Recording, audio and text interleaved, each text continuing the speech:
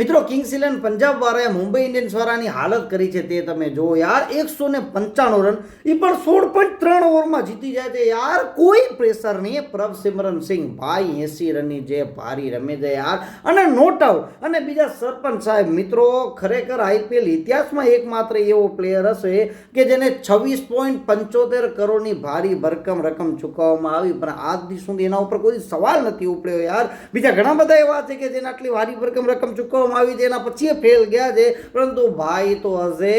Batsman હોય અજે fielder હોય કે અજે કેપ્ટન હોય પોતાની રિસ્પોન્સિબિલિટી પૂરી ઉપાડે છે અને મિત્રો બેક ટુ બેક 350 યાર કાલની મેચમાં ભાઈએ 66 રનની જે ભારી રમી છે યાર ખરેખર લોકો કહી રહ્યા છે કે હવે ભારતીય ટીમમાં T20માં જેને શ્રેયસ અય્યર અને રજત પાટીદાર બે એવા બેટ્સમેન છે જે પોતાની જગ્યા જેને ડિઝર્વ કરી રહ્યા છે અને કાલે તો ભાઈએ જે હાર્દિક પંડ્યાનો કેચ માટે જે એફર્ટ આપ્યું છે યાર બાઉન્ડ્રીની બહારે ચાલ્યો જાય તેને બોલ ફેંકી દે છે રોહિત શર્મા અને સૂર્યકુમાર યાદવ તો મિત્રો શોક થઈ જાય છે યાર મોટો ખુલ્લો ને ખુલ્લો રહી જાય છે શું ભાઈએ ટ્રાય કરી દે યાર.